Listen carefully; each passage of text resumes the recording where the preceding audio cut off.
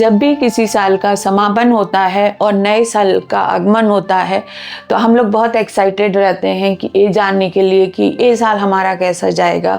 पिछले साल जो हम इतने परेशान थे, ये परेशानियां दूर होंगी कि ऐसे ही रहेंगी, या इस साल हमारे जीवन में क्या अच्छा हो सकता है। इस सब के लिए हम बहुत उत्सुक होते हैं। तो मेष राशि वालों, हो जाओ तैयार, क्योंकि आपकी हेल्थ, वेल्थ, रिलेशनशिप, कैरियर और foreign travel, love life, married life, studies कैसी होने वाली है, सब के बारे में हम बहुत डिटेल्स बात करने वाले हैं। जय सिया राम। मैं Advaita Bhargav, professional astrologer, numerologist, wrist watch therapist, आज आपसे बात करने वाली हूँ मेष राशि के बारे में। तो मेष राशि वाले, इस साल आपका जो साल शुरू होगा और उससे लेके 3 महीने तक बहुत अच्छा समय होने वाला है, क्योंकि अगर आप जॉब कर रहे हैं तो जॉब में प्रमोशन हो सकती है या सैलरी बढ़ सकती है, किसी न किसी तरीके का फाइनेंशियल गेन आपको हो सकता है। मार्च तक आपके रुके हुए काम भी पूरे हो सकते हैं। जिन प्रोजेक्ट्स में आप लगे थे और पूरे नहीं हो पा रहे थे वो भी पूरे हो सकते हैं। आपको मेंटल पीस भी रहेगी, आपको पैसे, फाइनेंशियल गेन भी होंगे। तो सब तरीके से मार्च तक आपका साल बहुत अच्छा रहने वाला है।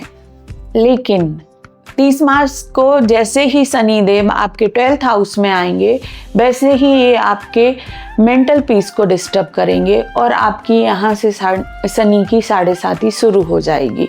तो इस समय आप इन्वेस्टमेंट से या मेजर डिसीजंस लेने से बचें। लेकिन 14 मई से जब बृहस्पति वृष राशि से निकलकर मिथुन राशि में पहुंचेंगे तो ये बृहस्पति आपके भाग्य में वृद्धि करेंगे। अभी तक जो आप देख रहे थे कि आपकी किस्मत साथ नहीं दे रही थी, वो किस्मत साथ देना शुरू कर देगी। और जहाँ जहाँ आप फंस रहे थे, फंसा हुआ महसूस कर रहे थे, वहाँ वहाँ आपको लगेगा कि कोई पावर, कोई शक्ति आपको निकाल ले रही है, आपको मुसीबतों में फंसते फंसते बचा ले रही है। तो ये सब जुपिटर का पावर है। और इतना ही नहीं, अगर आपके पिताजी के भी कोई काम रुके होंगे तो उनके काम भी इस समय पूर्ण होना शुरू हो जाएंगे। इस समय आपका कर्जा उतारने का समय भी बन रहा है। तो जो स्टूडेंट्स हैं मेष राशि वाले, वो जरा ध्यान दें। 18 मई के बाद राहु कुंभ में और केतु सिंह में चले जाएंगे।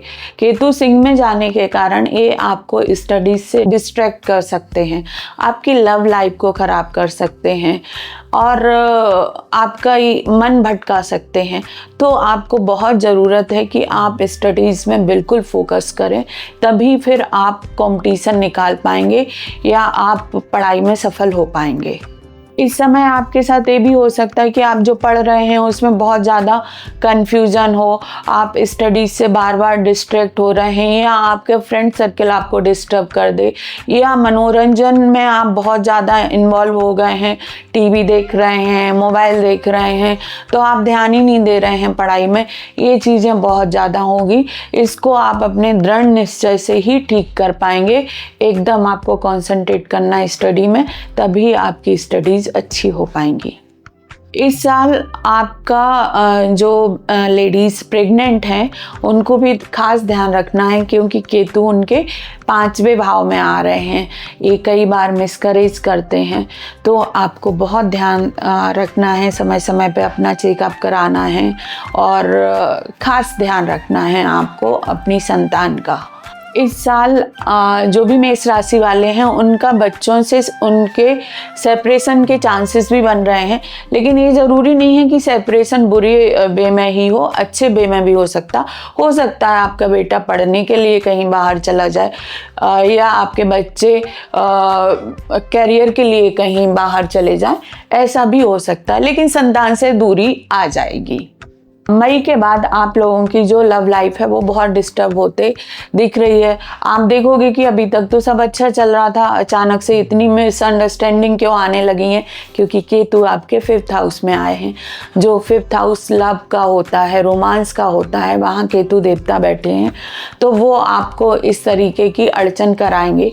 इतना ही नहीं, आपकी अगर आप मैरिड हैं तो मैरिड लाइफ में भी डिस्टर्बेंस आएंगे। आपको बहुत सारी मिसअंडरस्टैंडिंग, बहुत सारे कन्फ्यूजन फालतू में ही आप लोगों के बीच आ जाएंगे। लेकिन ये आप इस चीज़ को लेके बहुत ज़्यादा परेशान मत होना, क्योंकि जून के बाद ये सारी चीज़ें अपने आप ठीक हो जाएंगी। मार्च से जून तक आपके बहुत ज़्यादा चांस हैं कि आपका या तो जॉब छूट जाए या जॉब में परिवर्तन आ जाए। 25 जून के बाद फॉरेन ट्रेवल हो सकता है आपका।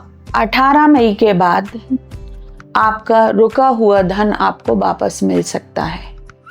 30 मार्च के बाद आपको अपनी हेल्थ का बहुत ध्यान रखना है, क्योंकि आपको dental problem, ENT problem, cough and cold की प्रॉब्लम और टीथ प्रॉब्लम हो सकती हैं। इस साल मेष राशि वालों को ये ज़रूर ध्यान देना है कि उनको अपनी वाणी पे कंट्रोल रखना है, क्योंकि इनके मुंह से कुछ भी निकल जाएगा और बात का बतंगड़ बन जाएगा। तो बेहतर है कि आप लोग अपनी वाणी पे ध्यान रखें। और जब शनि आपके 12th हाउस में आएंगे तो आपकी रिस्पॉन्सिबिलिटी बढ़ जाएंगी, आपकी ट्रैवलिंग बढ़ जाएगी, आपकी ओवर थिंकिंग बढ़ जाएगी। तो इस समय जो मैं रेमेडी बताऊंगी उसको करते रहना आपके लिए बहुत अच्छा होगा। अब मैं मेष राशि के लिए एक बहुत सटीक उपाय, रामबाण उपाय बताती हूँ। अगर आपको किसी भी तरीके की प्रॉब्लम आए तो बस आपको ये करना है, शुक्ल पक्ष के मंगलवार से शुरू करना है। 7 बार आपको रोज़ हनुमान चालीसा का पाठ करना है और आप देखेंगे आपकी प्रॉब्लम्स में, आपकी मुसीबतों में आपको काफ़ी राहत मिल गई है।